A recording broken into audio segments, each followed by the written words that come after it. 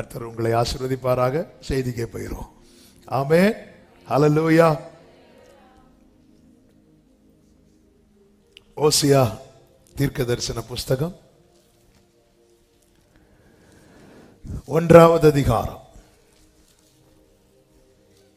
7வது வசனத்தை வாசிக்க கேட்கலாம். யூதாவின் வம்சத்தாருக்கோ நான் இரக்கம் செய்வேன், வில்லினாலும் பட்டயத்தினாலும் யுத்தத்தினாலும் குதிரைகளினாலும் குதிரை வீரரினாலும் நான் அவர்களை ரட்சியாமல் அவர்களுடைய தேவனாகிய கர்த்தராலே அவர்களை ரட்சிப்பேன் என்றார். ஒரு விஷய கண்களை மூடி தலைகளை தாழ்த்தி எங்க கூட பேசுங்கப்பா. நீர் இரக்கமுள்ள தேவன், நீர் ரட்சிக்கிற தேவன். இந்த வார்த்தையை நாங்கள் அப்படியே எடுத்துக் கொள்ளுகிறோம். இந்த வார்த்தையின் மூலம் கர்த்தர் எங்களோடு என்ன பேச விரும்புகிறீரோ அந்த சத்தம் இந்த நாளிலே தொனிக்க பண்ணுவீராக. இயேசுவின் நாமத்தில் பிதாவே, ஆமென். ஒரு விஷயம் கூட வாசிங்கள். யூதாவின் வம்சத்தாருக்கோ நான் இரக்கம் செய்வேன், வில்லினாலும் பட்டயத்தினாலும் யுத்தத்தினாலும் குதிரைகளினாலும் குதிரை வீரரினாலும் நான் அவர்களை ரட்சியாமல் அவர்களுடைய தேவனாகிய கர்த்தராலே அவர்களை ரட்சிப்பேன் என்றார். கர்த்தருடைய பரிசுத்த நாமம் மகிமைப்படுவதாக. இந்த ஃப்ரைடே ஃபாஸ்டிங் பிரேயருக்காக ஒரு வார்த்தைக்காக ஆண்டவர்கிட்ட கேட்டுட்டே இருந்தேன். புதன்கிழமை வர வேர்டு கிடைக்கல. வேர்டு கிடைக்காதது நம்ம மைண்டு உடனே வேற பிரசங்கத்துக்கு ஓடுவேன். அப்படி ஓடி ஒரு பிரசங்கம் உள்ள வர ஆரம்பிச்சிட்டு, ஆனால் நேற்று ஆண்டவர் இந்த வார்த்தையை கொடுத்தார். என் ஆண்டவர் சமயத்தை கேட்ட வார்த்தையை தருகிறவர். யூதாவின் வம்சத்தாருக்கோ நான் இரக்கம் செய்வேன் அப்படிங்கிறார். நம் தேவன் இரக்கம் உள்ளவர். நம்ம இன்னைக்கு ஆரம்பத்திலிருந்து அவருடைய இரக்கத்தை தான் பாடிக்கொண்டே இருக்கிறோம். கரெக்டா 1 மணி நேரம் நம்ம கர்த்தருடைய வார்த்தையை கேட்க போறோம். கொஞ்சம் 5-10 நிமிஷம் கூடும். நீங்க நல்ல கவனமா கேட்கணும். என்னுடைய ஆசையெல்லாம் விருப்பம் எல்லாம் அது என்னுடைய ஆசை என்று சொல்வதை விட நம்மோடு பேசுகிற ஆவியானவருடைய ஆசை. எல்லாருமே இந்த வசனங்களை சொந்தமாக்கணும், சுதந்திரிக்கணும். ஆமீன் சொல்லுங்க பார்க்கலாம். நீங்களாம் வசனத்தை நேசிக்கிற கூட்டம். ஹல்லேலூயா. வசனத்தை ஆன்லைன்ல அநேகர் இணைந்து இருக்கிறீங்க வார்த்தைக்காக. எல்லாவற்றையும் கர்த்தர் பார்க்கிறார். கர்த்தர் உங்களை ஆசீர்வதிப்பாராக. நம் தேவனுடைய இரக்கத்தை நாம் புரிந்து கொள்ள வேண்டும், உள்வாங்க வேண்டும். மோசே மலையில வர சொல்லி எல்லா வசனம் எடுத்து வாசிக்க நேரம் இல்லை. நான் சொல்ற வசனம் மட்டும் வாசிக்கலாம். மற்றபடி நீங்க பாருங்க, நோட் பண்ணா நோட் பண்ணிக்கோங்க. மோசே சொல்ற எனக்கு உங்க மகிமையை பார்க்கணும் அப்படின்னு கேட்கும்போது கர்த்தர் மலைக்கு கூப்பிடுறார். கூப்பிடும்போது கர்த்தர் அவன் பக்கத்துல வந்து நிற்கிறார். யாத்திராகமம் 34வது அதிகாரம் 5 முதல் நீங்க படிச்சீங்கன்னா தெரியும். அவன் பக்கத்துல வந்து நிற்கிறார். நின்று அவனுக்கு முன்பாக கர்த்தர் கடந்து போகிறதை அடுத்த வசனத்தில் பார்க்க முடியும். அப்படி கர்த்தர் கடந்து போகும்போது அவர் முதல்ல என்ன சொல்லுகிறார் என்றால் கர்த்தர் அப்படிங்கிறார். இவர் யாரு? கர்த்தர். கர்த்தர் சொல்லிட்டு அடுத்து சொன்ன முதல் வேடை என்ன தெரியுமா? இரக்கமுள்ளவர். அடுத்து கிருபை, நீடிய சாந்தம், தயவு, இப்படி எப்படி போயிட்டே இருக்கு. என்ன அதன் அர்த்தம்? 5வது வசனத்தில் என்ன சொல்லப்பட்டிருக்கிறது? கர்த்தர் ஒரு மேகத்தில் இறங்கி அங்கே அவன் அருகே நின்று கர்த்தருடைய நாமத்தை கூறினார். இங்க மோசே எப்படி நிக்கிறான்? எப்படி நிக்கிறான்? அதுக்கு முந்தின வசனத்தில் என்ன சொல்லப்பட்டிருக்கிறது? மோசே ஆயத்தத்தோடு வந்து நிற்கிறான். கர்த்தர் என்ன சொல்லுகிறார்? 1வது வசனத்தில் கொஞ்சம் வேகமா வாசிங்க. கர்த்தர் மோசேயை நோக்கி, முந்தின கற்பலைகளுள்ள 2 கற்பலைகளை இழைத்துக்கொள், நீ உடைத்து போட்ட முந்தின பலகைகளில் வார்த்தைகளை. அடுத்த வசனம், விடியற் காலத்தில் நீ ஆயத்தமாகி வந்து நெல்லு. எப்படி ஆயத்தமாகி வரணுமா? காலையிலே வரணும். அடுத்த வசனம், உன்னோடு கூட ஒருவனும் அங்கே வரக்கூடாது, மலை எங்கும் ஒருவனும் காணப்படவும் கூடாது, அந்த மலையின் சமீபத்தில் ஆடு மாடு கூடாது, மேயவும் கூடாது. அதாவது சர்வீஸ் தொடங்குறதுக்கு முன்னாடி ஒரு 10 ரூபாய்க்கு பிசினஸ் பார்த்துட்டு சர்வீஸ் தொடங்கி முடிச்சு அப்படி அப்படி இருக்கக்கூடாது. நீ வா, இப்படி கர்த்தர் சொன்னபடி ஆயத்தமாகி அவன் போய் நின்ற போது கர்த்தர் அவன் அருகே இறங்கி வந்து நிற்கிறார். அப்படி நின்று விட்டு அவர் அப்படி ஒவ்வொரு ஸ்டெப்பா எடுத்து வைத்து இப்படி கடந்து போகிறார். போகும்போது மோசே காது கேட்க சொல்லுகிறார், கர்த்தர் இரக்கம் உள்ளவர். மோசே, நீ புரிந்து கொள், நான் இன்னைக்கு உன் பக்கத்துல வந்து நின்றது நீ ஆயத்தமாகி வந்ததுனால அல்ல. ஆனா நீ என் பக்கத்துல வந்து நிக்கிறதுக்கு நீ ஆயத்தமாகணும். நான் உன் பக்கத்துல வந்து நிக்கிறதுக்கு நான் உன் மேல இரக்கம் வைக்கணும்.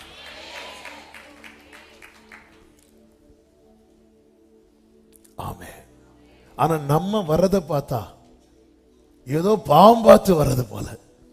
ஐயோ, நான் சர்ச்சுக்கு போகலன்னா யாரு சர்ச்சுக்கு போவா? ஆமே. ஐயோ பாஸ்டர் பாவம், நம்ம ஒரு 10 பேராவது போய் சில சர்ச்சுக்கு வந்து பாவம் பார்த்து போவாங்க. அவர் பாவம் பார்த்து விட்டுட்டு இருக்கிறார். ஆண்டவரே எல்லாரும் போறாங்க ஆண்டவரே அப்படின்னு பேதுரு சொல்லும் போது நீங்களும் போய்விட. பேதுரு அடுத்த மீட்டிங்ல சிக்கன் பிரியாணி போடுவேன்னு சொல்ல, அப்படியாவது அப்படிலாம் கூட மாட்டார் ஆண்டவர். மோசே, நீ ஏன் பக்கத்துல வந்து நிக்கணும்னா நீ ஆயத்தமாகணும். நான் உன் பக்கத்துல வந்து நிக்கணும்னா நான் இரக்கம் வைக்கணும்.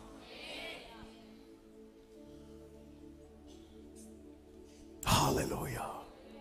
இன்னைக்கு கர்த்தர் என்னோடு இருக்கிறார் அப்படின்னு நான் ஃபீல் பண்றேனால நான் அதுல எதை பார்க்கணும் தெரியுமா? தேவனுடைய இரக்கத்தை. இவ்வளவு ஆயத்தம் ஆயிட்டு வந்துட்டு கர்த்தர் தம்முடைய நாமத்தை வெளிப்படுத்தும் போது மோசே அவருக்கு முன்பாக தரை மட்டும் முகங்குப்புற விழுந்து கிடக்கிறான்.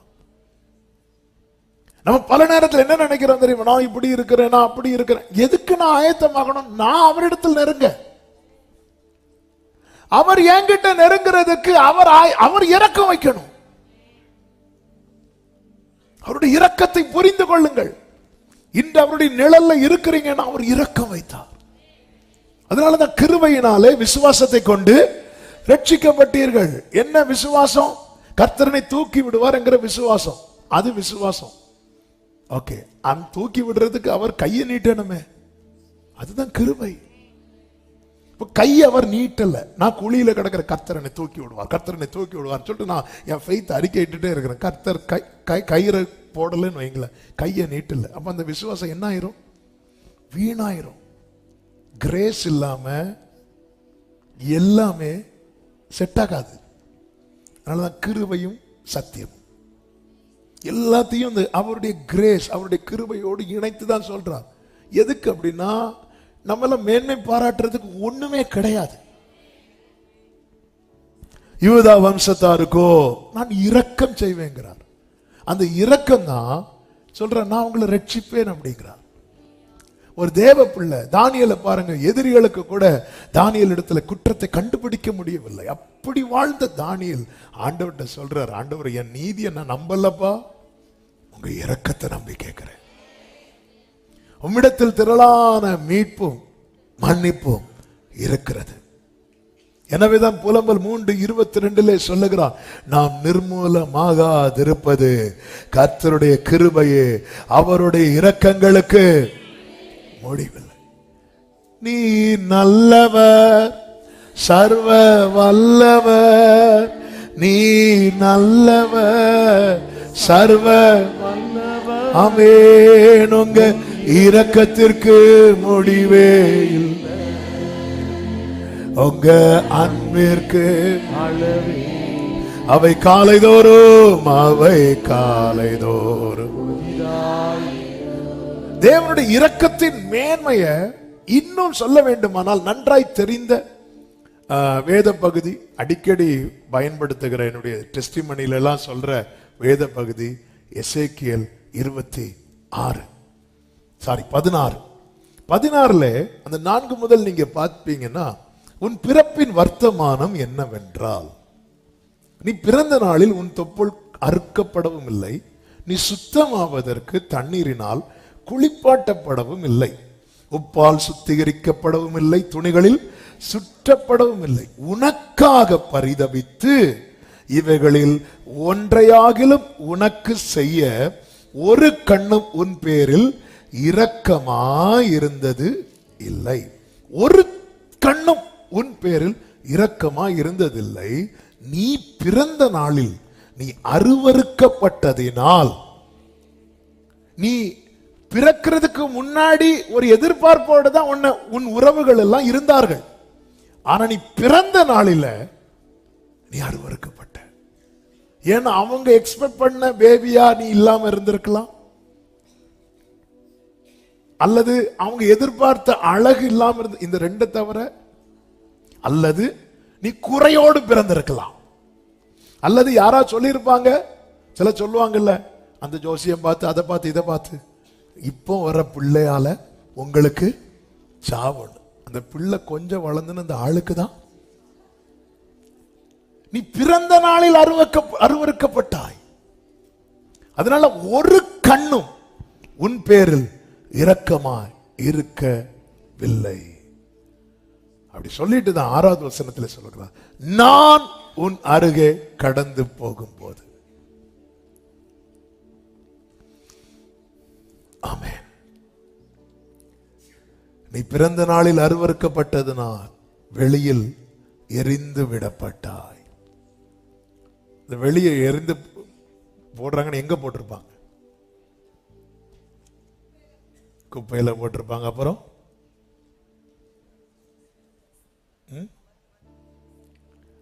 அப்புறம் எங்க போட்டிருப்பாங்க? எங்க போட்டிருப்பாங்க சொல்லிட்டா, அவங்க ஏரியாவை தாண்டி, அதாவது அவங்கள சார்ந்த யாருமே அந்த பக்கத்துல போகாத அளவுக்கு. இந்த பிள்ளை அங்கிருந்து அழுதா கூட இந்த வீட்டில் அந்த சத்தம் கேட்க கூடாது. 3வது, இவங்க போடுறது யாருக்கும் தெரியவும் கூடாது. ஆண்டவர் சொல், நான் உன் அருகே கடந்து வந்த போது. இங்கதான் அவருடைய இரக்கம் வெளிப்படுது. நான் உன் அருகே கடந்து போது உன்னை கண்டு, உன் ரத்தத்தில் கிடக்கிற உன்னை பார்த்து பிழைத்திரு என்று சொன்னேன். தேவனுடைய இரக்கத்தின் மேன்மையை எப்படி பார்க்கணும் தெரியுமா? எனக்கு யாருமே இல்லாத போது, எனக்கென்று ஒன்றையாகிலும் செய்ய ஒருவரும் இல்லாதிருந்த போது, எனக்காக எல்லாம் செய்யும்படியாக அவர் என் பக்கத்தில் வந்தார் அல்லவா?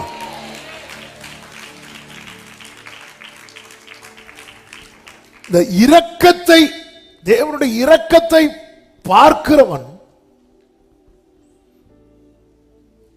தனக்கு என்ன கொடுக்கப்பட்டாலும் அதை குறித்து மேன்மை பாராட்ட மாட்டான். தனக்கு எல்லாம் கொடுத்தவரை குறித்துதான். பல நேரத்தில் நாம் ஒரு நிலையை அடையும் போது இதை மறந்து விடுகிறோம். யூதாவுக்கோ அப்படி சொல்லிட்டு, யூதா அப்படி பண்ணா, யூதா இப்படி பண்ணா, யூதா அப்படி பண்ணா, இரக்கம் செய்வேன். மோசேக்கு கர்த்தர் தம்மை வெளிப்படுத்தும் போது, மோசே கர்த்தர் இரக்கம் உள்ளவர். அப்ப ஆண்டவர் இப்படி ஆயத்தமாகி கர்த்தர் நம்மளம் எல்லாம் விட்டா அவன் மகிமையை பார்க்கணும்னா அப்படி எஸ் அப்படி செய்யணும். நான் கர்த்தர்கிட்ட போய் நிக்கிறதுக்கு நான் ஆயத்தமாக வேண்டியது அவசியம். ஆனா கர்த்தர் என்கிட்ட வந்து நிக்கிறதுக்கு அவர் ஆயத்தமாக வேண்டிய அவசியம் கிடையாது. அவர் இரக்கம் வச்சா மட்டும்தான் கர்த்தர் என் பக்கத்துல வந்து நிக்க முடியும். நான் என்னதான் நான் 24 மணி நேரம் முழங்கால் போட்டு ஜெபம் பண்றேன்னு வச்சுக்கோங்களேன். அந்த ஜெபத்தை கர்த்தர் கேட்கலன்னா,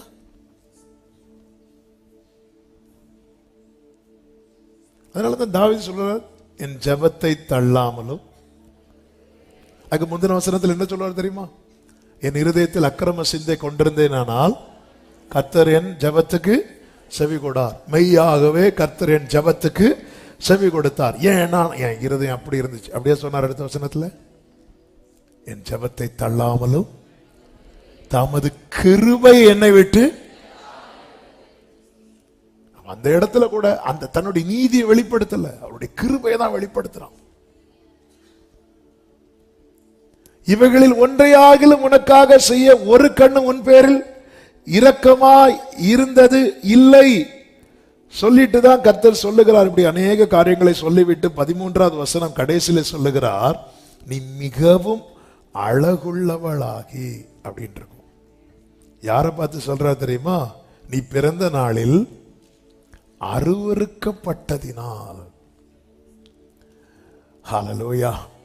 தேவனுடைய இரக்கம் என்பது என்ன தெரியுமா? அருவருப்பானவனையும் மிகவும் அழகுள்ளதாய் மாற்றும். ஹல்லேலூயா. என்னை மகிமைப்படுத்தும் தெய்வம் நீங்க தானப்பா, மனதார மகிமைப்படுத்துவே. என்னை அழகுபடுத்தும் தெய்வம் நீங்க தானப்பா, மனசார மகிமைப்படுத்துவே. ஹல்லேலூயா. அடுத்த வார்த்தை, உன் அழகினாலே உன் கீர்த்தி பிரஜாதிகளுக்குள்ளே பிரசித்தமாயிற்று. நான் உன்மேல் வைத்த என் மகிமையினாலே அது குறைவற்றதா இருந்ததென்று கர்த்தராகிய ஆண்டவர் சொல்லுகிறார். இங்கே தேவனுடைய இரக்கத்தை எப்படி புரிந்து கொள்ளலாம் தெரியுமா? சாகும் நிலையில் இருக்கிறவனுக்கு கூட ஆமென் வாழ்வு கொடுப்பதுதான் கர்த்தருடைய கிருபை. ஏன்னா கர்த்தர் பார்த்து சொன்ன முதல் வார்த்தையே பிழைத்திரு, பிழைத்திரு, பிழைக்க வைத்து அழகாக்கி. அதே நேரத்தில் இப்ப கேட்கலாம், அந்த இரக்கம் தான் எல்லாருக்கும் கிடைக்குமா அப்படிங்கிற ஒரு கேள்வி எடுத்து வரும். அதையும் கர்த்தர் தெளிவாய் மோசே கிட்ட சொல்லி இருக்கிறார். என்ன சொல்லி இருக்கிறார் என்றால், யாத்திராகமம் 33:19 வாசியுங்கள். யாத்திராகமம் 33:19. அதற்கு அவர், என்னுடைய எல்லா தயையும் நான் உனக்கு முன்பாக கடந்து போக பண்ணி கர்த்தருடைய நாமத்தை உனக்கு கூறுவேன். எவன் மேல் கிருபையாய் இருக்க சித்தமாய் இருப்பேனோ அவன் மேல் கிருபையாய் இருப்பேன், இரக்கமாய் இருக்க சித்தமாய் இருப்பேன், அவன் மேல் இரக்கமாய் இருப்பேன் என்று சொல்லி. அப்ப தேவன் சித்தம் வைக்கணும். எவன் மேல் நான் கிருபையாய் இருக்க சித்தமாய் இருப்பேனோ, எவன் மேல் இரக்கமாய் இருக்க. ஆண்டவரை எனக்கு இறங்குங்க அப்படின்னா ஆண்டவர்கிட்ட கேட்கிறோம், அது என் கடமை, அது அது அவசியம். ஆனா இறங்குறது இறங்காதது அவரை சார்ந்தது. ஆண்டவர் பாப்பார். அதனாலதான் ரோமர் எழுதின நிருபத்தில் கர்த்தர் சொல்லுகிறார், 9வது அதிகாரம் 13 முதல் பாத்தீங்கன்னா, அப்படியே யாக்கோபை சிநேகித்து ஏசாவை வெறுத்தேன் என்று எழுதியிருக்கிறது. எங்க எழுதியிருக்கு? மல்கியா 1வது அதிகாரம் 2-3 வசனத்தில் எழுதியிருக்கு. அப்படி எழுதி இருக்கிறதுனால என்ன சொல்லுவோம்? தேவனிடத்திலே அநீதி உண்டென்று சொல்லலாமோ? சொல்லக்கூடாதே. அவர் மோசேயை நோக்கி, அப்படியே ரோமருக்கு வந்துருங்க. அவர் 14வது வசனம். ஆகையால் நம்ம என்ன சொல்லுவோம்? ஒரு ஆளுக்கு கர்த்தர் செஞ்சு இன்னொருத்தங்களுக்கு செய்யல அப்படின்னா நம்ம என்ன சொல்லுவோம்? நம்ம யாரா மாறிடுவோம்? உடனே காயினா மாறுவோமா, மாற மாட்டோமா? நாம ஒரு காரியத்துக்காக காத்திருக்கிறோம். ஒரு சின்ன எக்ஸாம்பிள், வேலைக்காக காத்திருக்கிறோம். 5 வருஷமா காத்திருக்கிறோம் வேலைக்காக, ஒரு நல்ல வேலைக்காக. சர்ச்சுக்கு வந்து 5 நாள் தான் ஆச்சு, வந்து சாட்சி சொல்றாங்க, கர்த்தர் எனக்கு ஒரு நல்ல வேலையை தந்தார். ஆண்டவர் பிரைஸ் பண்ணுவோமா? என்ன அமைதியா இருக்கிறீங்க? ஆண்டவரே, நியாயப்படி பார்த்தா ஒண்ணு எனக்கும் தாங்க, அவனுக்கும் தாங்க. இல்லைன்னா எனக்கும் தரக்கூடாது. இந்த யோசேப்பின் சகோதரர்கள் யோசேப்படி வஸ்திரத்தை விடுங்கினாங்கல்ல, ஏன் கிழிச்சு போட்டாங்க? அதை போட முடியாது. எங்க போட முடியும்? போட்டா அப்பா போட்டுருவாரு. அதனால எனக்கும் வேண்டாம், உனக்கும் வேண்டாம். ஆனா இங்கே வேதம் சொல்லுகிறது, அவர் யாக்கோபை சிநேகித்து ஏசாவை வெறுத்தேன்னு சொல்லி இருக்கிறது. ஆகையால் என்னத்தை சொல்லுவோம்? தேவனிடத்தில் அநீதி உண்டென்று சொல்லலாமா? சொல்லக்கூடாது. ஏனென்றால் அவர் மோசேயை நோக்கி சொல்லி இருக்கிறார், எவன் மேல் இரக்கமா இருக்க சித்தமா இருப்பேனோ அவன் மேல். இது அவரை சார்ந்தது, இது அவரை சார்ந்தது. ஏன் ஆண்டவர் நேற்று இந்த வார்த்தையை மறுபடியும் ஆண்டவர் மெடிடேட் பண்ண வைத்தார். இந்த வேர்டை மறுபடி மெடிடேட் பண்ணும் போது அதுல இருக்கிற அழகு. அப்பதான் நேரம் இது எங்க எழுதி இருக்கிறது? மல்கியாவில் எழுதி இருக்கிறது. மல்கியாவில் இந்த வார்த்தையை கர்த்தர் எதுக்கு எழுதி வைத்தார்னா, அந்த வார்த்தையை சொல்லும் போது எப்படி தொடங்குறார் தெரியுமா? மல்கியா 1வது அதிகாரம் 2வது வசனத்தை ஆரம்பமே எப்படி தெரியுமா? அப்படிதான் சொல்றார், நான் உங்களை சிநேகித்தேன். அடுத்த ஆண்டவர் கேட்கிறார், அடுத்து நாம கேட்கிறோம், எப்படி எங்களை சிநேகித்தேன்? இன்னைக்கு நம்ம அநேகருடைய கேள்வியை தான், ஆண்டவர் நீங்க என்ன எதை வச்சு நேசிக்கிறீங்க?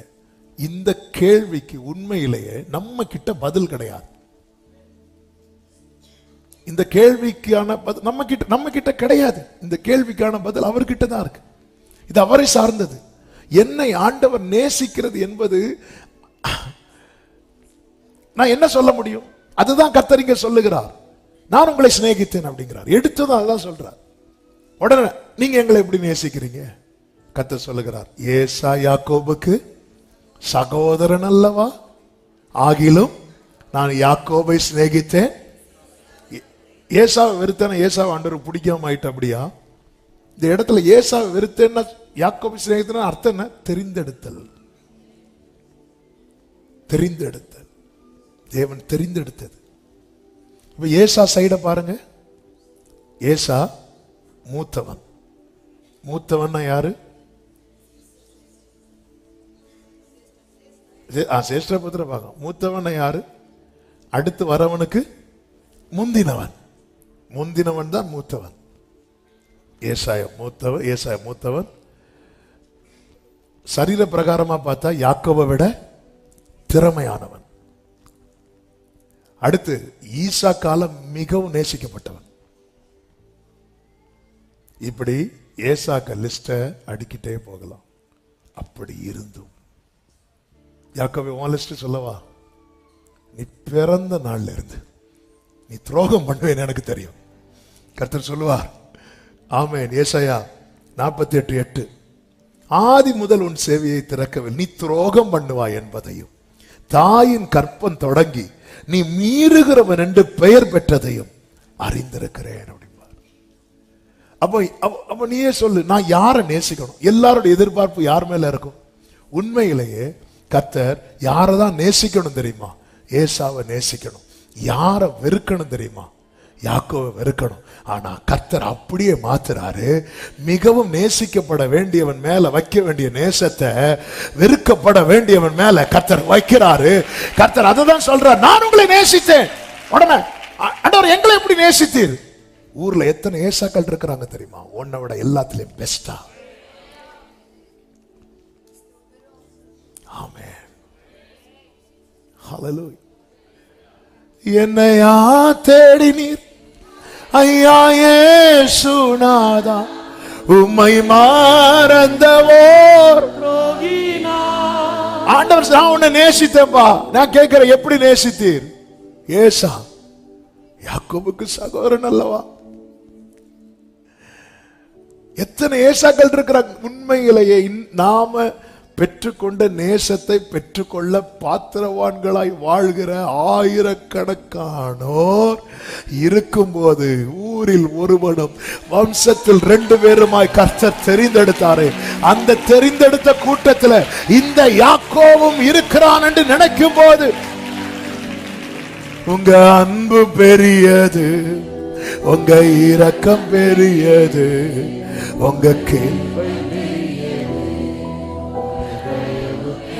இது தேவன் நமக்கு பாராட்டின இரக்கம். நான் யூதா வம்சத்தாருக்கோ இரக்கம் செய்வேன். ஏன்? கர்த்தர் யூதாவை தெரிந்தெடுத்தார்.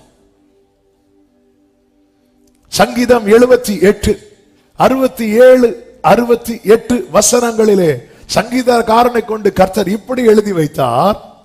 அவர் யோசேப்பின் கூடாரத்தை புறக்கணித்தார், எப்ராஹிமின் கோத்திரத்தை அவர் தெரிந்து கொள்ளாமல் யூதா கோத்திரத்தையும் பிரியமான சீயோன் பர்வதத்தையும் தெரிந்து கொண்டார். ஆமென்.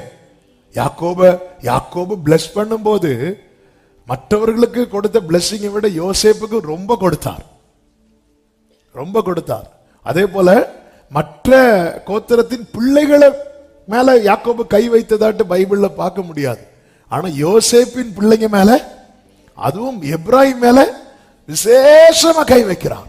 இப்படி விசேஷப்படுத்தப்பட்டவர்கள். ஆனா இந்த இடத்துல வரும்போது கர்த்தர் அதெல்லாம் தள்ளி யூதாவை தெரிந்தெடுக்கிறார். நல்லா புரிந்து கொள்ளுங்க. நாம ஆண்டவர் என்ன நேசிக்கிறதுக்கு காரணம் அப்படின்னு நான் ஏதாவது யோசிக்கிறேன்னா பக்கத்துல ஏசா வந்து நிற்பான். காரணம் சொல்லு. ஐயோ, ஒரு காரணம் இல்லை. என்ன நேசிக்கிறதுக்கு ரீசன் என்ன தெரியுமா அப்படின்னு சொல்லும் போது, இன்னும் சொல்லணும்னா நான் என்ன சொன்னேன்னு வைங்களேன், என்னுடைய சகோதரர்கள் வந்து நிற்பாங்க. சொல்லு காரணம் எனக்கு தெரியும், என்னை விட அவங்க எல்லாத்துலயுமே பெஸ்ட், எல்லாத்துலயுமே. ஆண்டவர் என்ன எப்படி ஆண்டவரை நேசித்தீங்கன்னு கேட்டா, நேசிச்ச அவ்வளவுதான். உன்னால கண்டுபிடிக்க முடியுமா? முடியாது ஆண்டவரே. யூதாவை தெரிந்தெடுத்தேன்னு சொல்லும் போது யூதா வந்து கொஞ்சம் அப்படி நிமிர்ந்து பாத்தியா சொன்னது யோசேப்பின் கூடாரம் வரும். ஹல்லேலூயா. யூதாவை கர்த்தர் தெரிந்தெடுக்க காரணம் என்ன அப்படின்னு கேட்டா, காரணம் ஒரே ஆள் தான், தாவீது. என்னை தேவன் தெரிந்தெடுக்க காரணம் ஒருவர் தான், தாவீதின் குமாரனாய் வந்த என் ஆண்டவராகிய இயேசு கிறிஸ்து. See, உன்னை ஏன் ஆண்டவர் தெரிந்தெடுத்தார்? ஜீசஸ். அவ்வளவுதான். அப்போ நம்முடைய ஆன்சர், ரீசன், சீசன் எல்லாமே ஜீசஸ் தான். அப்போ ஒரு தேவ பிள்ளை எதை பிலீவ் பண்ணணும் தெரியுமா? அவரால் நான் தெரிந்தெடுக்கப்பட்டது உண்மையானால் தேவனுடைய இரக்கம் என் மேல இருக்கும். ஆமென் சொல்லுங்க பார்க்கலாம். சத்தமா ஆமென் சொல்லுங்க பார்க்கலாம். அதனாலதான் யோவான் 15:16 ஆண்டவராக இயேசு கிறிஸ்து சீஷர்களை பார்த்து சொல்லுவார், வாசியுங்கள், நீங்கள் என்னை தெரிந்து கொள்ளவில்லை, நான் உங்களை. ஹல்லேலூயா, ஹல்லேலூயா. விவரிக்க முடியவில்லை, வர்ணிக்க வார்த்தை இல்லை, உம் அன்பை மட்டும் எனவென்று சொல்ல தெரியவில்லை, விவரிக்க. ஹல்லேலூயா.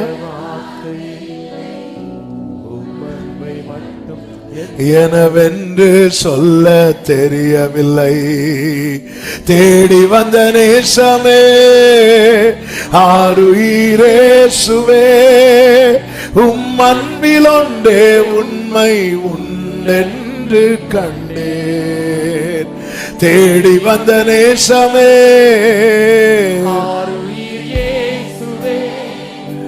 உம் அன்பில் ஒன்றே உண்மை உண்டென்று கண்டேன், விவரிக்க முடியவில்லை, வர்ணிக்க வார்த்தை இல்லை, உம் அன்பை மட்டும். ஆமென். பிரியமானவர்களே, இந்த ரியல் லவ் என்ஜாய் பண்ணுங்க. இன்னைக்கு வந்து வேலண்டைன்ஸ் டேன்னு சொல்லி,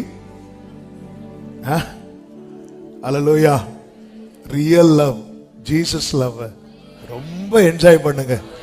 ஹல்லேலூயா, ஹல்லேலூயா. ஆமென்.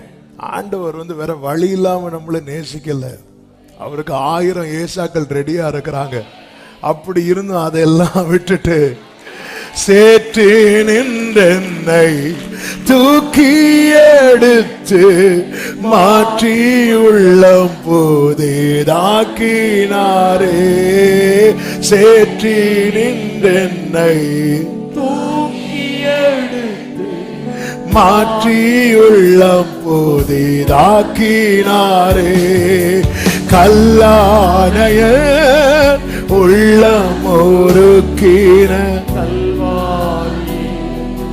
கண்டு நன்றியுடன் பாடு, எதற்குமே எதற்குமே உதவா என்னையோ. ஹல்லேலூயா. ஆமென், ஆமென். தகுதியின் அடிப்படையில் என்ன இன்னைக்கு நாம நிக்க வேண்டிய இடத்துல இன்னும் எத்தனையோ பேர் இருந்திருப்பாங்க. அதாவது தாவீதுக்கு முன்னாக 7 பேர். இந்த கணக்கு மனசுல வச்சுக்கோங்க. தாவீதுக்கு முன்னாக 7 பேர். ஆமென். ஆண்டவர் அந்த சீட்ல உட்காரவே விடல, அந்த தைல கொம்ப வந்து கமத்தவே விடல. அவ்வளவுதான். சாமுவேல் சொல்றார், இவனாக்கும் அப்படிங்கிறார். ஈசாய் வந்து எலியாப ஃப்ரெண்ட்ல தள்ளுறான். சாமுவேல் சொல்றார், இவனாக்கும். எலியாவும் ஈசாயும் சாமுவேலும் இந்த விஷயத்துல சேர்ந்துட்டாங்க. தகுதியின் அடிப்படையில் தெரிந்தெடுக்க. ஆனா கர்த்தர் தாவீதின் பக்கம் நிற்கிறார். இதுதான் இரக்கம். கர்த்தர் ஒருவரே அவனை வழி நடத்தினார். கர்த்தர் ஒருவரே.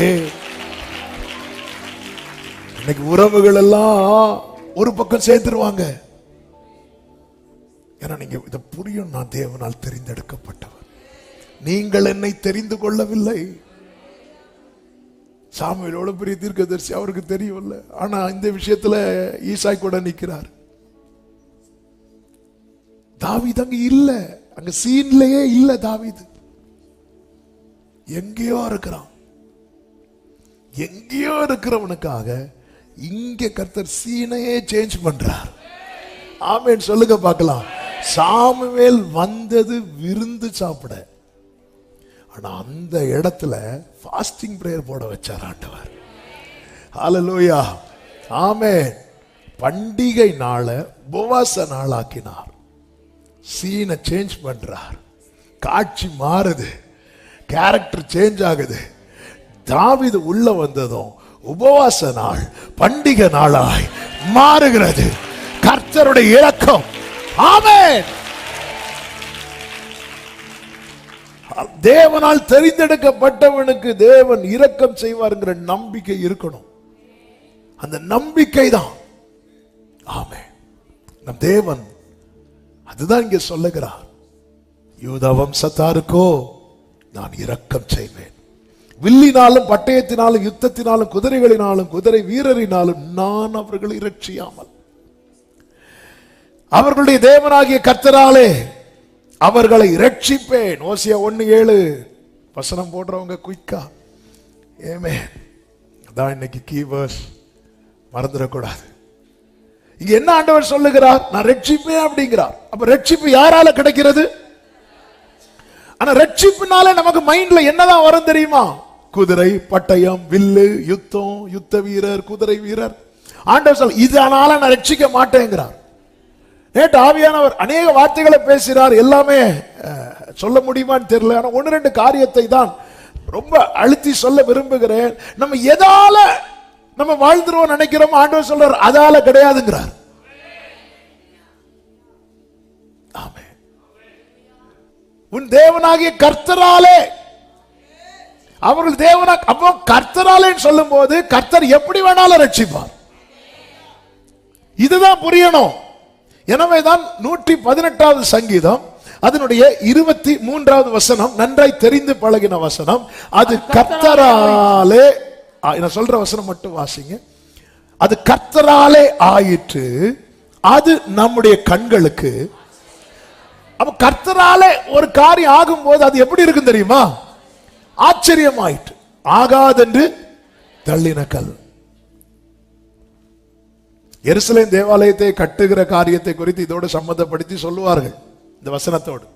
அப்ப கற்கள் எல்லாம் செதுக்கப்பட்டு செய்யப்பட்டு கொண்டு வரப்பட்டது. எல்லாமே ஒரே அளவு. அப்படி கொண்டு வரப்பட்டு மாட்டும் போது ஒரு கல்லின் அளவு மட்டும் கொஞ்சம் டிஃபரெண்டா இருந்தது. அதனால என்ன பண்ணாங்க, இந்த கல் செட் ஆகாதுன்னு சொல்லிட்டு ஆரம்பத்தில் என்ன பண்ணாங்கன்னா அதை தூக்கி போட்டாங்க.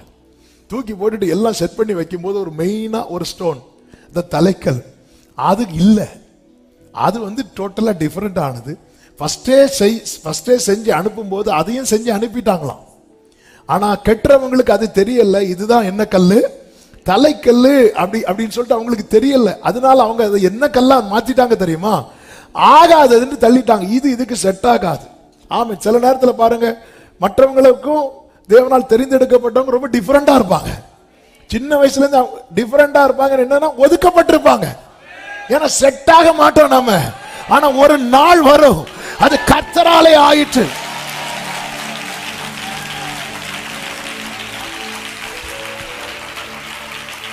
அப்படி இருக்கும் போதுதான் ஒரு கல்லு மிஸ் ஆகுது, ஒரு கல்லு மிஸ்ஸிங். நேர அந்த கல் செய்யற ஆட்கள்கிட்ட சொல்லி விட்டாங்களாம். சொல்லி விடும்போது சொன்னாங்க, நாங்க ஃபர்ஸ்டே கொடுத்து விட்டுட்டோமே. ஃபர்ஸ்டே கொடுத்துட்டோம், இல்லையே தேடி தேடி பார்த்தா இல்லை. அப்போதான் கல்லை தூக்கி போட்ட ஆளுக்கு ஞாபகம் வருது, ஃபர்ஸ்ட் ஒரு கல் செட் ஆகலைன்னு சொல்லி தூக்கி போட்டோம். இப்போ எல்லாரும் அந்த கல்லை தேட போறாங்களாம். எல்லாரும் தேடும் போது அது எங்கேயோ ஒரு குப்பையில, எங்கேயோ ஒரு பள்ளத்துல. இப்போ எல்லாரும் அதை தூக்கி அதெல்லாம் தொடச்சி கொண்டு வந்து வைத்தது போது பாடுறாங்க, ஆகாது என்று தள்ளின கல் மூளைக்கு தலைக்கல் ஆயிற்று. அது கர்த்தராலே ஆயிற்று. அது நம்முடைய கண்களுக்கு. எத்தனை பேர் நம்புறீங்க? ஒரு கல்லுக்கு எப்படி செய்வார்னா பிள்ளைக்கு செய்ய மாட்டாரோ? ஒரு கல்லுக்கு. அப்ப ஆண்டவர் ஃபர்ஸ்ட் அப்படிதான் உருவாக்கி வச்சார். அதனால நிறைய பேர் கூட நீங்க செட் ஆக மாட்டேங்கிறீங்க. பக்கத்துல பார்த்து சொல்லுங்க, நிறைய பேர் கூட செட் ஆகல. ஆமா, அதனாலதான் ஸ்கூல்லயும் ஒதுக்கி வைக்கிறாங்க, காலேஜ்ல ஒதுக்கி வைக்கிறாங்க, கல்யாண வீட்டுக்கு போனா ஒதுக்கி வைக்கிறாங்க எல்லாம். ஆனா ஒரு நாள் வரும். ஹalleluya ஷாகமாமா ரிம்ராதனா.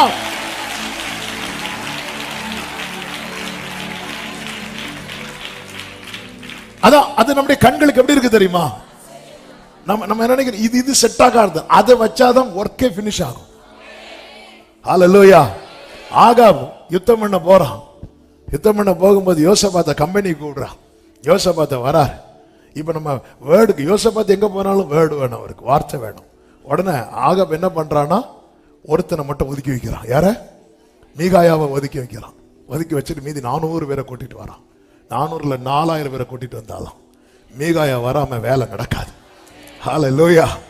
ஆமென் சொல்லுங்க பார்க்கலாம். ஹalleluya. கர்த்தர் எவ்வளவு நல்லவர், எவ்வளவு நல்லவர். யோசேப்பை தூரமா வைத்து போட்டாங்க. நீ எவ்வளவு தூரமா யோசேப்பை வச்சாலும் அவன் இல்லாம உனக்கு வயிறு நிறையாது. ஹalleluya. ஆகாது என்று தள்ளின கல். ஏமா நமக்கு தெரியாது, இன்னைக்கு தெரியாது, இன்னைக்கு புரியாது. ஆனால் நீ தெரிந்தெடுக்கப்பட்டதை உன் மனதில் வைத்து சொல்லு, கர்த்தர் எனக்கு இரக்கம் செய்வார், கர்த்தர் என்னை ரட்சிப்பார். ஹalleluya. ஆமென். 400 பேர். ஹalleluya. இப்ப யோசபாத் 400 பேரும் பேசுறாங்க, ஒரே போல பேசுறாங்க. இந்த ஒரே போல பேசுறவங்களும் ஒண்ணு சேர்ந்துருவாங்க. ஆமென். நம்ம அவருக்கு ஏற்றார் போல பேசுறதுனால நம்மளை தள்ளி வைக்கிறாங்க. ஹalleluya. அப்ப நான் என்னையும் அந்த 400 கூட்டத்தில் சேர்க்கணும், நீ அவங்கள மாதிரி பேசணும். கர்த்தர் பேச விட மாட்டேங்கிறாரு. நம்ம பேசலன்னு வாய் திறந்தா வேற வார்த்தையை வாயில வைக்கிறாரு. ஹalleluya. ஆமென். ஹalleluya. கர்த்தர் நல்லவர். இப்போ யோசபாத் சொல்றார், வேற யாரும் இல்லையா அப்படின்னு. யோசபாத் 400 பேர், வேற யாரும் இல்லையா? அப்பதான் ஆகாப் சொல்றான், இன்னொருத்தர் இருக்கிறான், எனக்கு அவனை பிடிக்கவே பிடிக்காது. நான் நம்ம லாங்குவேஜ்ல சொல்லிட்டு இருக்கிறேன். அவன் எப்ப வாயை திறந்தாலும் எனக்கு எதிராக தான் பேசுவான். டேய், அவன் சத்தியம் தான் பேசுறான், நீ எதிரா நிக்கிற. இப்போ மீகாயா உள்ள வராரு. உள்ள வரும்போதே சொல்லி கூட்டிட்டு வராங்க, பாரு இது உனக்கு கிடைக்கிற லாஸ்ட் சான்ஸ். இதுல நீ அப்படி பேசிட்டேன்னா அந்த 400 பேர் கூட உனக்கும் ஒரு சேர் போட்டு உட்கார வச்சுட்டாங்க. மீகாயாவும் போய் பேசுறார். ராஜா கேட்கறான், யுத்தத்துக்கு போலாமா? போங்க போங்க போங்க அப்படிங்கிறார். அவன் உடனே ராஜா சொல்றீங்க, பாரு போய் சொல்லாத. அந்த 400 பேர் என்ன சொன்னாங்க? பொய் தான் சொன்னாங்க. ஆனா அவங்கள பார்த்து என்ன சொல்லல? பொய். ஏன்னா அப்படிதான். அதுல அர்த்தம், ஒரு தேவ பிள்ளை மாத்தி பேசினா அவங்கள பிடிக்காதவங்களுக்கு கூட தெரியும். அல்லேலூயா. உடனே அவன் சொல்றான், நீங்க போவீங்க, ஏன்னா திரும்பி வர மாட்டீங்கட்டான். உடனே பக்கத்துல இருந்து ஒருத்தன் டமார் நடிச்சான். அது எப்படி ஆண்டவர் என்ன தாண்டி வாங்கிட்ட வந்து? அது நீ பாப்ப. அல்லேலூயா. ஆமென். என்னதுன்னு அர்த்தம் தெரியுமா? நீங்க கர்த்தரால் முன்குறிக்கப்பட்டவங்க. ஒதுக்க நினைச்சா கூட முடியாது. பூமியின் கடையாந்திரத்திலிருந்து உன்னை எடுத்து உன்னை அழைத்து கொண்டு வந்து, நீ என் தாசன், நான் உன்னை வெறுத்து விடவில்லை, என் நீதியின் வலது கரத்தினால் உன்னை தாங்குவேன், இதோ நான் உன்னை புதிதும் கூர்மையுமான பற்கள் உள்ள யந்திரமாக்குகிறேன். ரட்சிப்பு கர்த்தருடையது. அவர் நம்ம நினைக்கிறோம் தெரியும் இதனால. அதனாலதான் கர்த்தர் ஒரு வார்த்தையை தந்தார். அதை எப்படி சொல்லுகிறேன்? உன்னிடத்தில் இல்லாதவர்களை குறித்தோ உன்னால் இயலாதவர்களை குறித்தோ கலங்காமல் உன்னோடு இருக்கிறவரை எண்ணி துதித்துக் கொண்டிரு. அவர் எப்படி வேணாலும் ரட்சிப்பார். அவர் எப்படி வேண்டுமானாலும் ரட்சிப்பார். நம்முடைய கலக்கம் நம்மிடத்தில் இல்லாதவைகளை குறித்து, இரண்டாவது நம்மால் இயலாதவைகளை குறித்து. எனக்கு அது முடியல, நம்ம கிட்ட இல்லையே, இல்லைன்னு கலங்கும், இயலவில்லை என்று. இந்த ரெண்டு கர்த்தர் சொல்றாங்க. இங்க பாரு, நான் ஆச்சரியப்படும், நான் செய்வேன். பெலிஸ்தியருக்கு விரோதமாய் யோனத்தானும் அவனுடைய ஆயுததாரியும் போகும்போது, நம்ம 2 பேர் மட்டும்தானே இருக்கிறோம் அப்படி சொல்லிட்டு அந்த கான்வர்சேஷன் போயிட்டு இருக்கும்போது யோனத்தான் ஒரு வார்த்தையை சொல்லுவார். 1 சாமுவேல் 14:6 அநேகம் பேரை கொண்டாகிலும், அதுக்கு முந்தின வார்த்தை, ஒருவேளை கர்த்தர் நமக்காக ஒரு காரியம் செய்வார். எல்லாரும் சொல்லுங்க, கர்த்தர் நமக்காக ஒரு காரியம். அது என்ன, எப்படி செய்வார்னு தெரியாது, ஆனா செய்வார்னு தெரியும். சொல்லிவிட்டு தான் சொல்லுகிறார், அநேகம் பேரை கொண்டாகிலும், கொஞ்சம் பேரை கொண்டாகிலும் ரட்சிக்க கர்த்தருக்கு தடை இல்லை. ஆமென். சொல்ல, கர்த்தருக்கு தடை இல்லை, கர்த்தருக்கு தடை இல்லை. கர்த்தர் நமக்காக ஒரு காரியம் செய்வார்.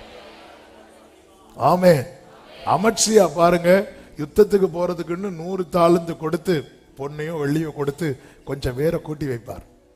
கூட்டி வைக்கும்போது ஒரு தேவ மனிதன் போய் அமட்சியா கிட்ட சொல்லுவாரு, 2 நாளாகவும் 25:8 போக மனதா இருந்தால் நீ போ, காரியத்தை நடத்தும், யுத்தத்திற்கு திடன் கொண்டு நில்லும், தேவன் உம்மை சத்துருவுக்கு முன்பாக விழப்பண்ணுவார், ஒத்தாசை செய்யவும் விழப்பண்ணவும் தேவனாலே கூடும்.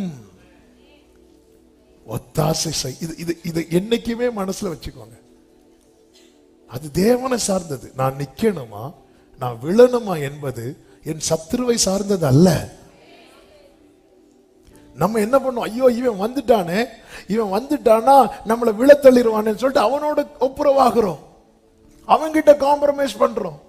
இன்னையில இருந்து நம்ம சத்துருவை கடிந்து ஜோம் பண்ண கூடாது. கடிந்து ஜோம் பண்ணாலே அவன் எதுக்கு வரான், கடிக்க வரான். அவனுக்கு தான் பல்லு கிடையாது, அதனாலதான் அவன் எவனை விழுங்கலாமோ என்று. அவனுக்கு முறுக்கு கொடுத்தா கூட அது டீல முக்கி கோர வச்சுதான் சாப்பிடும். அப்படிப்பட்டவன் ஒத்தாசை செய்யவும் விழத்தள்ளவும் தேவனாலே கூடும். நீ நிக்கணுமா விழணுமா என்கிறத தீர்மானிக்கிறது நீ 100 தாலந்து கொடுத்து கொஞ்சம் பேரை கூட்டி வச்சிருக்கிற, இல்ல அவங்க கிடையாது, உன்னோடு இருக்கிற கர்த்தர்.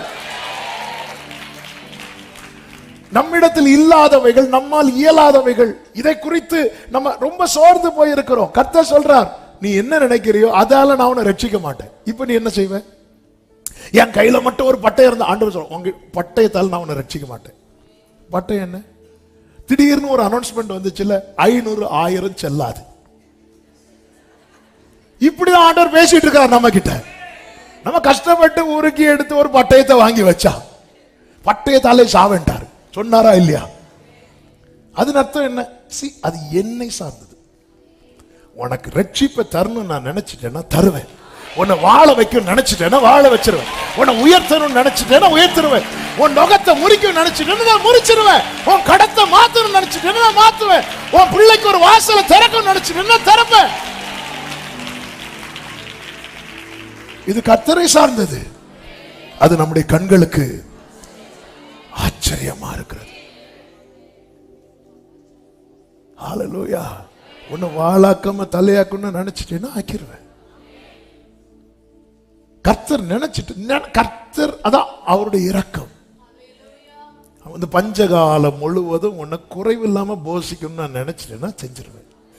சாரி பார்த்து விதவை வீட்டுக்கு என்னங்க நடந்துச்சு, என்ன நடந்துச்சு அங்க தெரியல. என்ன ஆச்சரியம், அவள் மட்டும் இல்ல குடும்பமே சாப்பிட்டான். இது அவரை சார். இது மட்டும் எனக்கு மட்டும் ஒரு குதிரை இருந்துன்னு ஆண்டவர் சொல்றார், குதிரையால நான் உன்னை ரட்சிக்க மாட்டேன். ஆண்டவர் மீது குதிரையை வச்சு நான் என்ன பண்ண? ஆண்டவரே, உங்களுக்கு குதிரை தேவைன்னா குதிரை தருவார். அதுக்கு வீட்டுல போய் ஆண்டவர் குதிரையை தாங்க. ரதம் தேவைன்னா ரதத்தை தருவார். பட்டயம் தேவைன்னா பட்டயத்தை தருவார். அது தரலையா நீங்க சோர்ந்து போக கூடாது. கர்த்தர் இருக்கிறார். பட்டயம் நான் நினைச்சேன் பட்டயத்தால ரட்சிப்பார், இல்ல பட்டயத்தால ரட்சிக்க மாட்டேன்ட்டார். அப்ப அதனால பட்டயம் இல்லை. ஆகாப் ரதத்தை பூட்டிக் கொண்டு ஓடும் போது தேசத்துக்கு ஆசீர்வாதமாக இருந்த எலியா ரதத்துக்கு முன்னாக ஓடுறான். ஆமே. அந்த இடத்துல கர்த்தர் எலியாவுக்கு ஒரு ரதத்தை கொடுக்கணும்ல, அந்த இடத்துல ரதத்தை கொடுக்கல, ஆனா அந்த ரதத்துக்கு முன்னாக ஓடுற பலத்தை கொடுத்தார்.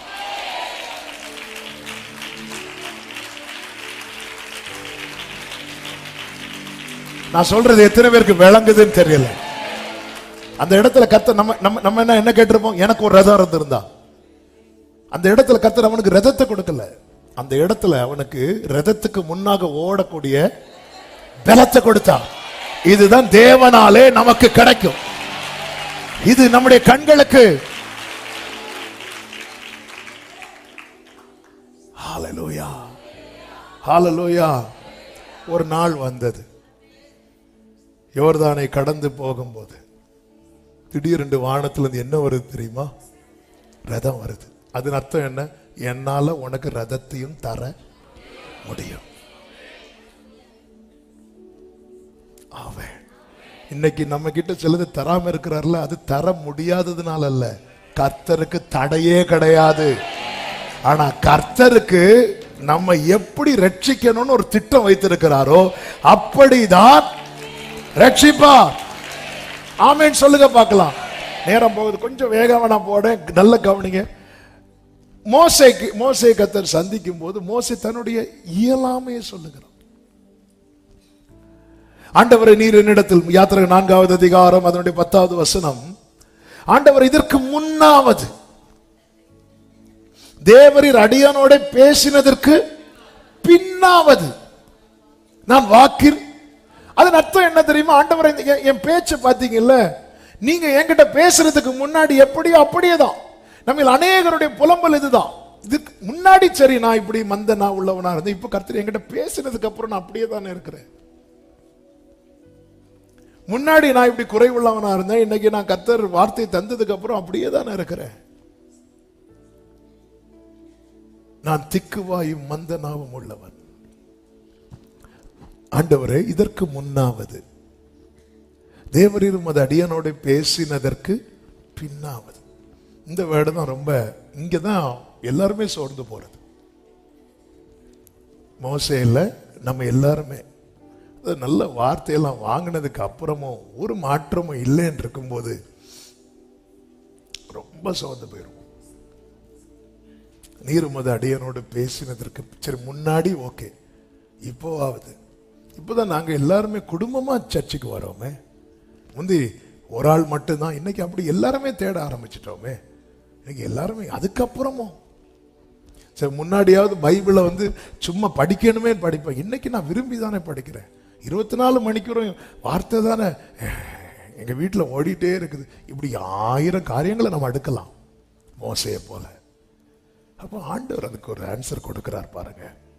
11வது வசனம், அப்பொழுது கர்த்தர் அவரை நோக்கி, மனுஷனுக்கு வாயை உண்டாக்கினவர் யார்? அடுத்த வார்த்தையை பாருங்க. ஊமையனையும் செவிடனையும் பார்வை உள்ளவனையும் குருடனையும் உண்டாக்கினவர் யார்? சொல்லிட்டு அடுத்து கேட்கிறாரு, கர்த்தராகிய, இத புரியும்படி சொல்லணும், மோசே நான் தானே உன்னை இப்படி வச்சிருக்கிறேன் அப்படிங்கிறார். ஆமென். அதாவது ஆண்டவர் தான் என்னை இப்படி வச்சிருக்கிறாருங்கிற தெளிவு எனக்கு வந்தாலே போதும்.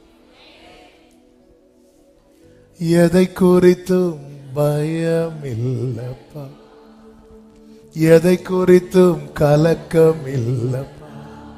இந்த ஆண்டவர் தான் ஊமையனையும் செவிடனையும் பார்வை உள்ளவனையும் குருடனையும் உண்டாக்கினவர் யார்? கர்த்தராகிய நான் அல்லவோ.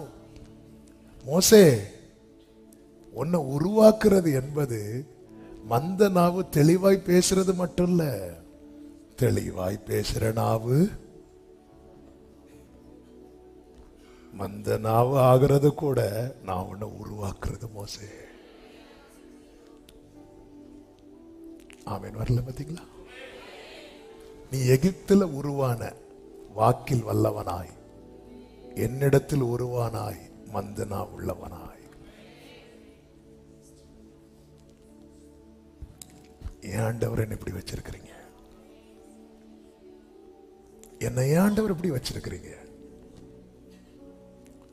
இன்னைக்கு அநேகரோடு கர்த்தர் தீர்க்க தரிசனமாய் பேசுகிறார். ஆண்டவர் சொன்ன, நான் தான் உன்னை இப்படி வச்சிருக்கிறேன்.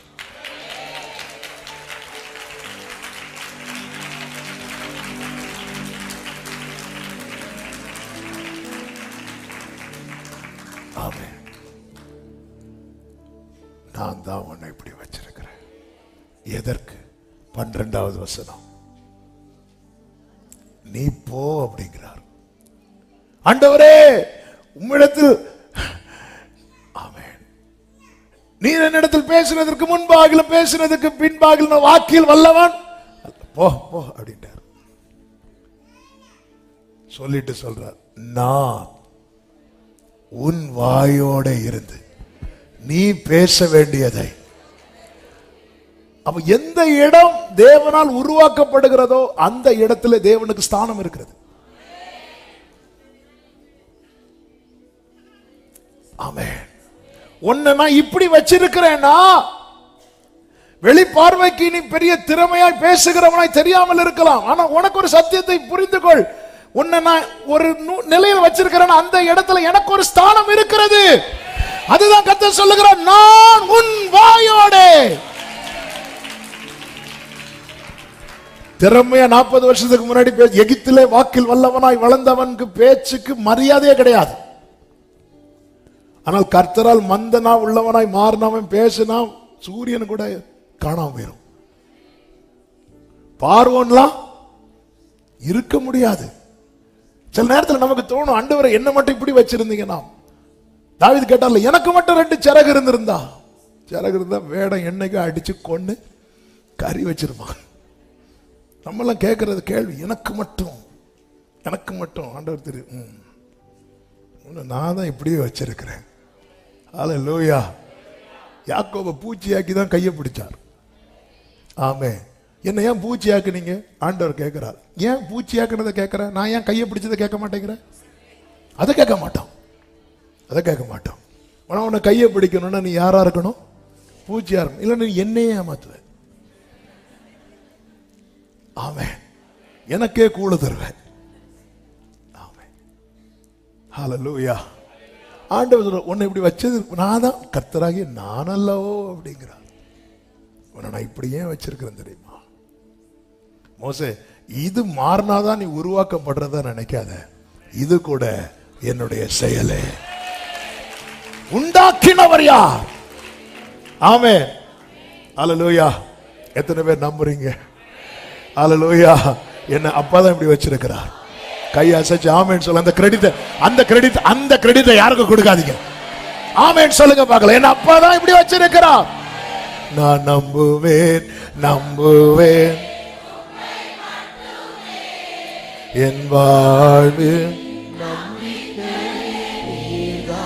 மோசே 40வது வயசுல நினைச்சார் 40வது வயசுல என் கையினால தான் ரட்சிப்பேன். ஏன் அப்போ ஒரு வல்லவரா இருந்தார். 80வது வயசுல கர்த்தர் டைரக்டா பேசினதுக்கு அப்புறம் நினைக்க முடியல.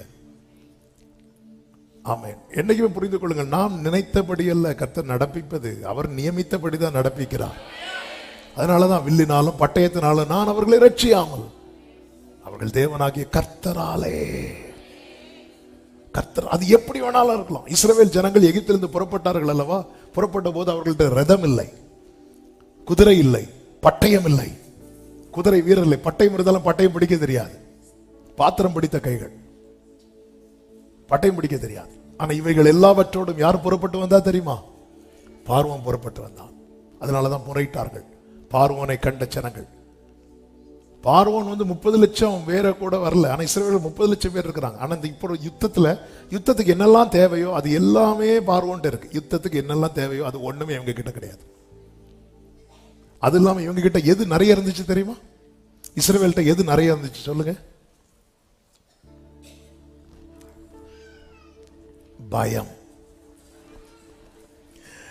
எங்கள்கிட்ட எது நிறைய இருக்கு தெரியுமா? பயம். உங்ககிட்ட எது நிறைய இருக்கு? நிறைய என்ன இருக்கு? நிறைய நல்ல பசி இருக்கு, பயம் இருக்கு, கஷ்டம் இருக்கு. நம்ம கிட்ட எது நிறைய இருக்குன்னு லிஸ்ட் போட்டா, இஸ்ரவேல்கிட்ட எது நிறைய இருந்துச்சு தெரியுமா? பயம். யுத்தத்துக்கு எது இருக்கவே கூடாது? பயம் இருக்கவே கூடாது. எது இருக்கக்கூடாதோ அது எல்லாம் இருக்கு.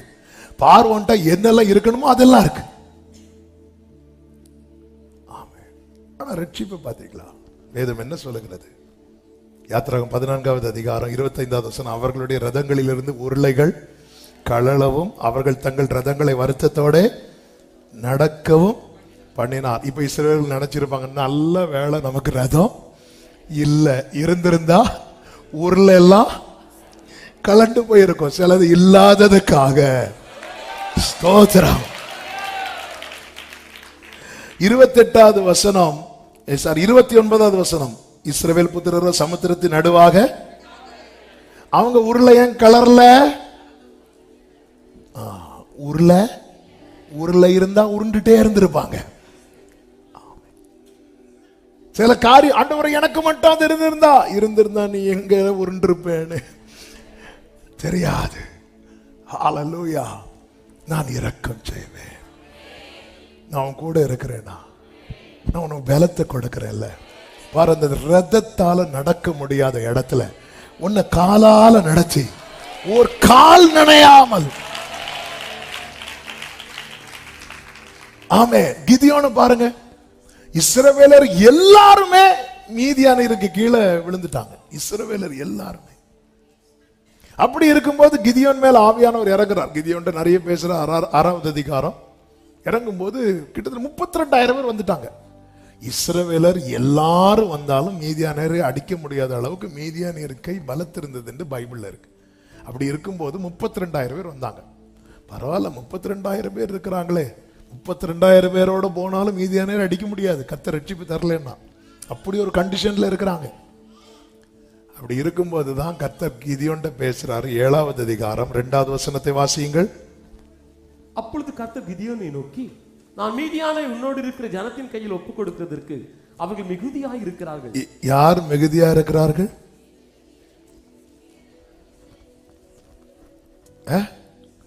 இஸ்ரவேலரும் இல்ல. இவன் கூட ஒரு 32,000 பேரை கூட்டிட்டு வந்தான்ல. நம்ம சில நேரத்துல ஆண்டவரே இதை வச்சு என்ன பண்ண முடியும்னு கேட்டாங்க சீஷர்கள். ஆண்டவர் அதை வச்சு 12 கூடை நிறைய மீதி எடுக்க வைத்தார். இதுதான் ஆண்டவர். இதை வச்சு என்ன பண்ண முடியும்? இந்த 32,000 வச்சே ஒண்ணும் பண்ண முடியாது. ஆனா ஆண்டவர் சொல்றாரு, இது ரொம்ப ஜாஸ்தி அப்படிங்கிறார். ஆண்டவரே, நான் உங்ககிட்ட அடையாளம் மட்டும் தான் கேட்டேன். இந்த தோல் இல்ல பனி விழணும், பனி விழக்கூடாது, அந்த டீல் முடிஞ்சு. அதுக்கப்புறம் வேற இதுல மட்டும் கை வச்சிடாதீங்க ஆண்டவரே, இது ரொம்ப ஜாஸ்தியா இருக்கு அப்படிங்கிறார். ஏன் ஜாஸ்தியா இருக்கும்? என் கை என்னை ரட்சித்தது என்று இஸ்ரவேல் எனக்கு விரோதமாக வீம்பு பேசுவதற்கு இடமாகும். அதனாலதான் தேவ பிள்ளைகள் புரிந்து கொள்ளணும், ஆண்டவர் ஏதாவது செய்யணும்னா அவர் இரக்கம் வைக்கணும். பரவாயில்ல, நாங்க 32,000 பேர் போனோம், அட்டாக் பண்ணிட்டோம் இல்ல. அடுத்த ஆண்டவர் ஒரு டெஸ்ட் வைக்கிறார். டெஸ்ட் வைத்து கடைசியில் எத்தனை பேர் மீதி வந்தாங்க தெரியுமா? 300 பேர். ஆண்டவருக்கு இன்னொரு டெஸ்ட் வைக்கணும்னு ஆசை உண்டு. ஆனா அதோட கிதியோனை தூக்கிட்டு போனோம். சரி போதும் 300 பேரு போதும். அந்த 300 பேரை கொண்டு போய் அவங்க என்னெல்லாம் எடுத்துட்டு போனாங்க? பானை, தீவட்டி. ஒரு கையில என்ன இருக்கு, இன்னொரு கையில. யுத்தத்துக்கு பானையும் தீவட்டியும் கொண்டு போன என்ன நடக்கும்? நமக்கு பானை உடைக்கப்படும். அதான் நடக்கும். பானையும் தீவட்டியும் எடுத்துட்டு ஒருத்தன் போறானாலே அவன் எதுக்கு போறான்னு அர்த்தம்? அடக்கத்துக்கு போறான்னு அர்த்தம். எங்க பட்டயம் இருக்கு? பட்டயம் ஒரு கையில தீவட்டி, இன்னொரு கையில பானை. நேர போறாங்க மீதியான பாளையத்தில் போய். ஐயா, வரத பார்த்தா அப்படிதான் இருக்கும். அதுவும் பானையும் உடைக்க சொல்லிட்டாரு. பானையும் உடைச்சிரு. கிதியோன் சொல்ற, இப்ப சொல்லுங்க, கர்த்தரின் பட்டயம், கிதியோனின் பட்டயம் சொல்லுங்க. அப்ப இப்ப பட்டயம் எங்க இருக்கு? வாயில இருக்கு. அத நம்பிக்கை அறிக்கை இடுகிறதுல அசைவில்லாமல் உறுதியா இருக்க கடவும். அதான் உன்னை புதிதும் கூர்மையுமான பற்கள் உள்ள, அது எலும்ப கடிக்கிறதுக்கு மட்டும் இல்ல, நீ மலைகளை பெயர்த்து, சிலர்லாம் அதை பார்த்தா தெரியும், பெயர்த்து யுத்த களமே நடந்திருக்கும். இது அப்படியே இந்த வசனத்தை நீங்க புதிய ஏற்பாட்டில் இணைத்து பார்த்தீங்கன்னா இயேசு சொல்லுவார், இந்த மலையை பார்த்து நீ பெயர்ந்து போன்னு சொன்னா அது பெயர்ந்து போகும். ஆமென். கர்த்தர், இப்ப பாருங்க, நீ சொல் கர்த்தரின் பட்டயம். கர்த்தரின் பட்டயம் எது? அவருடைய வார்த்தை. அது அவருடைய வாயிலிருந்து புறப்படுகிறது. அது இருபுறமும் கருக்குள்ள பட்டயமாயிருக்கிறது. ஆமென் சொல்லுங்க பார்க்கலாம். ஹalleluya. எனவேதான் சங்கீதம் 44:2-3 வசனங்களில் சொல்லப்பட்டிருக்கிறது, தேவரீர் உம்முடைய கையினாலே ஜாதிகளை துரத்தி இவர்களை நாட்டி ஜனங்களை துன்பப்படுத்தி இவர்களை பரவ பண்ணினீர். 3வது வசனம், அவர்கள் தங்கள் பட்டயத்தால் தேசத்தை கட்டிக்கொள்ளவில்லை, அவர்கள் புயமும் அவர்களை ரட்சிக்கவில்லை. நீர் அவர்கள் மேல் பிரியமாய் இருந்தபடியினால் உம்முடைய வலது கரமும் உம்முடைய புயமும் உம்முடைய முகத்தின் பிரகாசமும் அவரை ரட்சித்தது. சொல்லுங்க, கர்த்தருடைய வலது கரம். சத்தமா சொல்லணும், கர்த்தருடைய வலது கரம், கர்த்தருடைய புயம், கர்த்தருடைய முகத்தின் பிரகாசம் என்னை ரட்சிக்கும். அவங்க பட்டயத்தால் அதை கட்டிக்கொள்ளவில்லை, பணத்தால் அதை கட்டிக்கொள்ளவில்லை, அவங்க கையில பட்டயத்தை கர்த்தர் கொடுத்தா. நேரம் போக, இப்ப தாவீதை பாருங்க. தாவீது யுத்தத்துக்கு வரார். வரும்போது அவர் இப்படி சொல்ற, சிங்கத்தின் கைக்கு கர்த்தர் தப்பு வைத்தார், கரடியின் கைக்கு தப்பு வைத்தார். உடனே சவுல் சொல்றார், நீ போ, கர்த்தர் உன் கூட இருப்பார். அப்படி விசுவாசத்தை சொல்லிட்டு, இங்க வா, எதுக்கு இந்த பட்டயத்தை இடுப்புல வச்சிக்கோ. இதான் நம்ம விசுவாசம். ஆமென். ஹல்லேலூயா. கர்த்தர் நல்லவர். ஆமென். கர்த்தாவே, நான் இது உம்மிடத்தில் கேட்கிறேன், எனக்கு நிச்சயமாய் தருவீராக. மாமாக்கு இதுக்கு ஒரு போன் பண்ண, லைன் கிடைக்குதா பாரு. இந்த லைன் கிடைக்காததுனால இந்த லைனை ட்ரை பண்ணிட்டு இருக்கிறோம். ஆண்டவரேன்னு கேட்கும்போது பையன் சொல்லுவான், லைன் கிடைச்சிட்டு, ஆண்டவரே வெயிட் பண்ணுங்க. இதே மாதிரிதான் சவுல், நீ போ, கர்த்தர் உன் கூட இருக்கிறார், நில்லு நில்லு நில்லு, இதை கட்டிக்கோ. கட்டிட்டு இப்படி போறான். எங்க போறான்? ஒரு சைடோட போகுது. சைக்கிள் ஓட்ட தெரியாதவங்களும் ஃபர்ஸ்ட் சைக்கிள் ஓட்டிட்டு கொடுக்கும்போது ஒரு சைடு எப்படிதான் போறான். அவர் பார்த்தாரு, இங்க பாருங்க, இதெல்லாம் எனக்கு செட் ஆகாது சொல்லிட்டு இப்படி தடி எடுத்துட்டு போறான். அதாவது கிதியோன் பானை எடுத்துட்டு போறான். தாவீது தடியை தூக்கிட்டு போறான். யுத்தத்துக்கு போற லட்சணமா இது? கர்த்தர் இப்படிதான் கொண்டு போகிறார். ஹல்லேலூயா. கிதியோன் தாவீது இப்படி வரும்போது எல்லாரும் தாவீது டேவிட் டேவிட் கத்திட்டு இருக்கும்போது கோலியாத் வந்து தேடிட்டு இருக்கிறான். எங்க சார் கீழே இருந்து, ஹலோ இங்க இருக்கிற, தடியோட வர நான் என்ன நாய் அப்படிங்கிறான். எப்பாடா, நான் கல் எடுத்தது வீணாகல, நான் வேற ஆண்டவர் எதுக்கு இந்த கல்லை எடுக்க வைத்தார்னு சொல்லிட்டு எனக்கு புரியாம இருந்துச்சு. ஆமென். அதுக்கப்புறம் தாவீது, நமக்கு தெரியும், தாவீது அங்க கோலியாத்தை அடிச்சிட்டார். தாவீது என்ன சொல்லி அடிப்பா தெரியுமா? என் தேவன் பட்டயத்தாலும் ஈட்டியாலும் ரட்சிக்கிறவர் அல்ல. நல்ல கவனிங்க, இப்ப என் கையில கர்த்தர் பட்டயம் கொடுத்திருந்தா இந்த பட்டயத்தால ரட்சிக்க வைத்திருப்பார். இப்ப என் கையில பட்டயம் இல்ல, அதனால ரட்சிப்பு பட்டயத்தால வராது. என் கையில கர்த்தர் என்ன கொடுத்திருக்கிறாரோ, கொஞ்ச நேரம் ஆகல, பட்டயத்தை போட்டு பழக்கம் இல்லாத தாவீத வச்சு பட்டயத்தை எடுத்து கோலியாத்துக்கு கழுத்தை வெட்ட வைக்கிறார். அப்படிலாம் வெட்ட முடியாது. இந்த கோழி அறுப்பாங்க தெரியுமா? சிலர்லாம் வீட்டில் அறுப்பாங்க பாருங்க, அது ஜம்முன்னு துள்ளி எழும்பி வெளியே ஓடிட்டு இருக்கும். ட்ரைனிங் கடையில எல்லாம் அறுக்கிறதுன்னா அப்படி விட்டு அவ்வளவுதான். அதை பார்த்துட்டு இங்க வந்து அது கோழி பார்க்கும் கொஞ்சம். அப்படிலாம் வெட்ட முடியுமாங்க? ஒரு மனுஷன், அதுவும் கோலியாத்துக்கு பட்டயத்தை தூக்க முடியுமா? இப்படி தூக்குனா அப்புறம் தாவீதையும் சேர்த்து தூக்கிதான். என்னது அர்த்தம்? தாவீது என் கைகளை யுத்தத்துக்கும் என் விரல்களை போருக்கும் பழக்க வைக்கிறவர். சங்கீதம் 18 சொல்லுகிறார், வெண்கல வில்லு என் புயங்களால் வளையும்படி செய்கிறாளாம். ஆண்டவர் உன்னை பழக்குவித்து ரட்சிக்கிறவர் அல்ல, உன்னை ரட்சித்து பழக்க வைக்கிறவர். ஹalleluya. என்னை நான் பாத்திரவான் ஆனதினால் என்னை கையில் எடுக்கவில்லை, என்னை அவர் கையில் எடுத்ததினால் நான் பாத்திரவானாய் மாறுகிறேன். ஹalleluya. எனவே தான் தாவீது நம்பிக்கை ரொம்ப ஸ்ட்ராங்கா இருக்கும். அப்சலோம் துரத்தும் போது கூட தாவீது ஓடிக்கொண்டே 3வது சங்கீதம் பாடும்போது சொல்லுகிறார், சங்கீதம் 3:2, தேவனிடத்தில் அவனுக்கு ரட்சிப்பு இல்லை என்று என் ஆத்துமாவை குறித்து சொல்லுகிறவர்கள் அநேகராயிருக்கிறார்கள். ஆனாலும் கர்த்தாவே, நீர் என்னை சூழ்ந்துள்ள கேடகம். ஹல்லேலூயா. சத்தமா ஆமென் சொல்லுங்க பார்க்கலாம். எனக்கு கவர் பண்ணி இருக்கிற நீங்க தான் என்னுடைய ஷீல்ட்.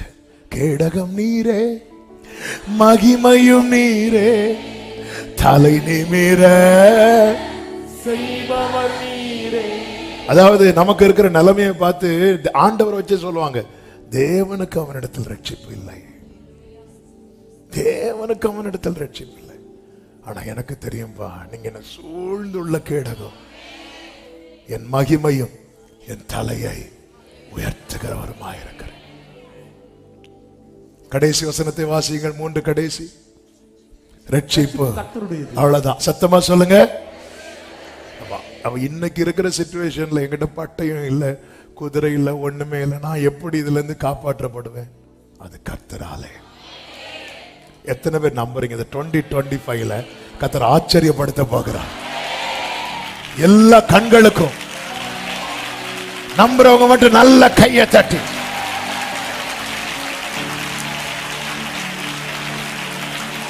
ஆமென் சொல்லுங்க பார்க்கலாம். இது தேவனுடைய கிருபை. கர்த்தர் தெரிந்தெடுத்திருக்கிறார். கர்த்தருடைய கிருபை. கர்த்தர் ஆண்டவரே, இதால நம்ம அப்படி இல்லை, நீ காற்றையும் காண மாட்டாய், மழை காணும், ஆனா தண்ணீர் வரும். அது வரும்.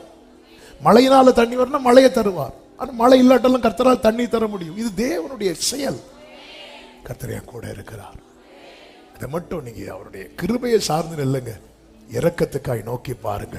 கர்த்தர் உங்களை ஆசீர்வதிப்பாராக. எல்லாரும் எழுந்து நிற்கலாமா? எல்லாரும் எழுந்து நிற்கலாமா? ஹல்லேலூயா. தகப்பனே, தந்தையே, தலை நிமிர செய்பவர் என்கிற பாடலை நம்பிக்கையோடு பாடி நம்ம செபித்து முடிக்க போகிறோம். ஹல்லேலூயா. Thank you Jesus. தகப்பனே, தந்தையே, தலை நிமிர செய்பவர் நீரே. தகப்பனே, தலை நிமிர செய்பவர் நீரே. கேடகம் நீரே, மகிமையும் நீரே, தலை நிமிர. ஆமென். கேடகம் நீரே, தலை நிமிர, தலை நிமிர. க்ளோரி. கேடகம், கேடகம் நீரே, மகிமையும் நீரே, தலை நிமிர செய்பவர் நீரே. கேடகம் நீரே, மகிமையும் நீரே, தலை நிமிர, செய்பவர் நீரே. தலை நிமிர. ஹல்லேலூயா, ஹல்லேலூயா. யூதா வம்சத்தாருக்கோ இரக்கம் செய்வேன், தலை நிமிர செய்பவர். தலை நிமிர. யூதா வம்சத்தாருக்கோ இரக்கம் செய்வேன். எதிரிகள் எவ்வளவா, எதிரிகள் எதிர்த்தெழுவோர் எத்தனை. ஆமென். எதிர்த்து எழுவோர் சொல்லுங்க. ஆனாலும் சோர்ந்து போவதில்லை.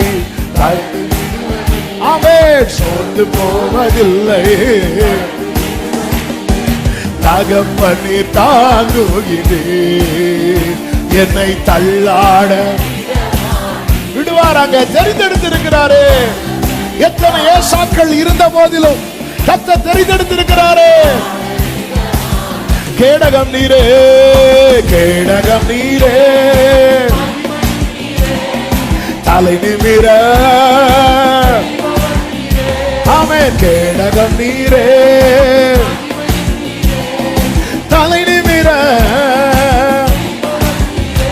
தலை நிமிர செய்பவர் நீரே, தலை நிமிர. படுத்துறங்கி மகிழ்வுடனே, படுத்துறங்கி மகிழ்வுடனே விழித்தெழு. காரணம் ஏனெனில் கர்த்தர் என்னை ஆதரிக்கிறீர். படுத்துறங்கி ஹல்லேலூயா ஆமென். அச்சம் இல்லையே, கலக்கம் இல்லையே. கோரி ஆமென். கோரி வெற்றி தரும் கர்த்தரனோடு, தோல்வி என்றும் எனக்கில்லையே. ஹல்லேலூயா. கர்த்தரனோடு உண்டு. கேடகம் நீரே, கேடகம் நீரே, மகிமையும் நீரே, தலை நிமிர ஆமென். கேடகம் நீரே, தலை நிமிர, தலை நிமிர செய்பவர் நீரே, தலை நிமிர, தலை நிமிர, தலை நிமிர. சொல்லுங்க, ஒன்றுக்கும் நான் கலங்காமல் ஸ்தோத்தரிப்பேன், ஒன்றுக்கும் நான் கலங்காமல். அறிவு கேட்டா பேரமைதி பாதுகாக்குதே. ஆமென். Thank you Jesus. நீர் விரும்பத்தக்கவை, நீர் விரும்பத்தக்கவை, தூய்மையானவை. ஆமென். அவைகளை தியானம் செய்கிறேன். தினம் அறிக்கை செய்து, கர்த்தர் சொன்ன வார்த்தைகளை தியானம் பண்ணி அறிக்கை செய்து ஜெயம் எடுக்கிறவர்களாய் மாறுங்கள். கேடகம் நீரே, கேடகம் நீரே, ஆமென். தலை நிமிர ஆமென். கேடகம் நீரே, கோரி கோரி செய்பவர் நீரே, தலை நிமிர செய்பவர் நீரே. யூத வம்சத்தாருக்கோ இரக்கம் செய்வேன், அவர்கள் தேவனாகிய கர்த்தராலே அவர்களை ரட்சிப்பேன். அந்நிமிர நீர் விரும்பத்தக்கவை, நீர் விரும்பத்தக்கவை, தூய்மையானவை, விரும்பத்தக்கவை, தூய்மையானவை, அவைகளையே தியானம் செய்கிறேன். தினம் அறிக்கை செய்து ஜெயம் யசாமே, அவைகளையே தியானம் செய்கிறேன். தினம் அறிக்கை செய்து ஜெயம் எடுப்பேன். கேடகம் நீரே, மகிமையும் நீரே, தலை நிமிர செய்பவர் நீரே. கோரி கர்த்தர் செய்வார், கர்த்தர் ரட்சிப்பார். அநேக பேரை கொண்டாகிலும், கொஞ்சம் பேரை கொண்டாகிலும் ரட்சிப்பதற்கு கர்த்தருக்கு தடை இல்லை, கர்த்தருக்கு தடை இல்லை, கர்த்தருக்கு தடை இல்லை, கர்த்தருக்கு தடை இல்லை. உன்னை உயர்த்துவதற்கு கர்த்தருக்கு தடை இல்லை, உன்னை ஆசீர்வதிப்பதற்கு கர்த்தருக்கு தடை இல்லை, உன்னை மேன்மைப்படுத்துவதற்கு கர்த்தருக்கு தடை இல்லை. வல்லமை உடையவர் அவர். மகிமையானவைகளை செய்வார், மகிமையானவைகளை செய்வார், மகிமையானவைகளை செய்வார்.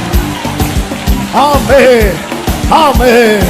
ஹல்லேலூயா, hallelujah, hallelujah, hallelujah. Amen. Jesus, Jesus. கர்த்தருடைய புயமும், கர்த்தருடைய கரமும், கர்த்தருடைய முகத்தின் பிரகாசமும் முற்பிதாக்களை ரட்சித்து வாழ வைத்தது போல கர்த்தருடைய கரமும், அவருடைய புயமும், அவருடைய முகத்தின் பிரகாசமும் சபையே, தேவ ஜனமே, உன்னை வாழ வைக்கும்.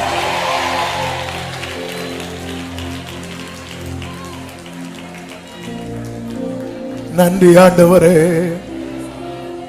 ரெண்டு கைகளை உயர்த்தி ஏதும் இல்லை என்ற கவலை இல்லை, துணையாளர் என்னை விட்டு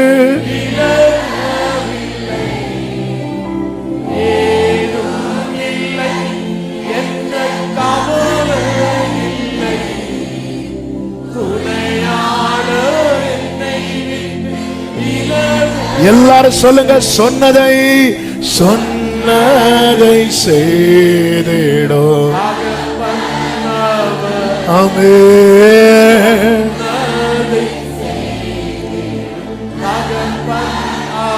நம்புவே நம்புவே. அல்லேலூயா. நம்புவே நம்புவே இயேசுவை.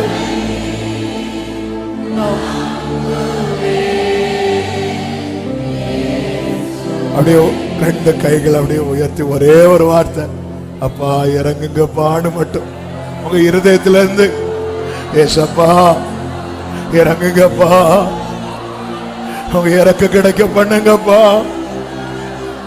என் குடும்பத்தின் மேல உங்க இறக்கம் கிடைக்க பண்ணுங்கப்பா, இறங்காம விட்டுறாதீங்கப்பா. நீங்க இறங்குனா எனக்கு ரட்சிப்பு, எனக்கு வாழ்வு, எனக்கு விடுதலை, எனக்கு எல்லாமே கிடைக்கும்பா.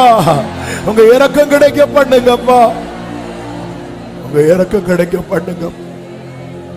ஆமென். பரிசுத்த பிதாவே, நல்ல தகப்பனே, நன்றி நிறைந்த இருதயத்தோடு உம்மை துதிக்கிறோம், ஸ்தோத்திரிக்கிறோம். நிரத்தனை நல்லவர். மிகுந்த கிருபையினால் உங்க சம்மத்தில் அழைத்து கொண்டு வந்து பாட, துதிக்க, ஆராதிக்க, ஜெபிக்க வைத்து உடைய இரக்கத்தை குறித்து கேட்க வைத்து, ஆண்டவர் இரக்கத்துக்காய் கெஞ்சி நிற்கிற ஒவ்வொருவரையும் உடைய சமூகத்தில் ஒரு விஷயம் கூட தந்து ஜெபிக்கிறோம். பட்டயமோ ஈட்டியோ குதிரையோ குதிரை வீரரோ ரதமோ ஒண்ணும் இல்லப்பா. எங்களுக்கு ரட்சிப்பு எங்கள் தேவனாகிய கர்த்தராலே மட்டும்தான் கிடைக்கும்.